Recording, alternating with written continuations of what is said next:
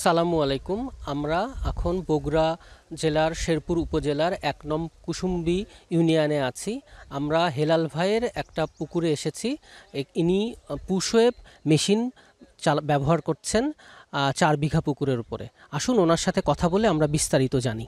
আসসালামু আলাইকুম। ওয়ালাইকুম আসসালাম। ভালো আছেন? জি ভালো, আপনি ভালো আছেন? জি আলহামদুলিল্লাহ।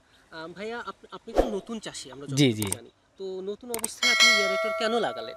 এরোটর লাগালাম মূলত মানে আমি তো আসলে বাণিজ্যিকভাবে করতে চাই। জি তো বাণিজ্যিকভাবে করতে চাইলে যেটা সুবিধা আমার যেটা জানা আর কি, অনেক আমার সবচেয়ে কাছের আপন ভাই হচ্ছে মামাতো ভাই, যে বললো যে বাণিজ্যিকভাবে চাষ করতে চাইলে মানে ঘনত্ব বেশি, একটু একটু তুলনামূলক বেশি করতে চাইলে এরোটর ইউজ করলে সেই সফলতাটা বেশি হয়, মাছের রেশিওটাও বেশি দেওয়া যায় দেয়া যায়। এবং সেটা দ্রুত বর্ধনশীল, গ্রোথ ভালো হয় এই কারণে আর কি। ও তো আপনি তো মেশিন চালাচ্ছেন বোধহয় ১৫ দিন হচ্ছে। 15 দিন হচ্ছে। হ্যাঁ, তো তাতে তো বোধহয় মনে হচ্ছে যে কিছু তো আপনি ভালো ভালো ভালো ভালো, উপকার পাচ্ছেন। অবশ্যই ভালো। জি তো তার মানে আপনার মতো যারা নতুন মৎস্যচাষী আসেন বাণিজ্যিকভাবে যারা চালাবেন তাদেরকে তো আপনি এয়ারেটর কেনার ব্যাপারে উৎসাহিত। অবশ্যই অবশ্যই, বাণিজ্যিকভাবে করতে চাইলে অবশ্যই এয়ারটেল ইউজ করতে হবে। আচ্ছা কারণ যে পরিমাণ মানে এখানে ইনভেস্ট করা হয় সেটা যদি প্রপারলি তুলতে হয় বা সেটা থেকে যদি প্রপারলি মুনাফা পেতে হয়, অবশ্যই এয়ারটেল ইউজ করে সেভাবে চাষ করতে হবে। সেভাবে চাষ করতে জি হবে।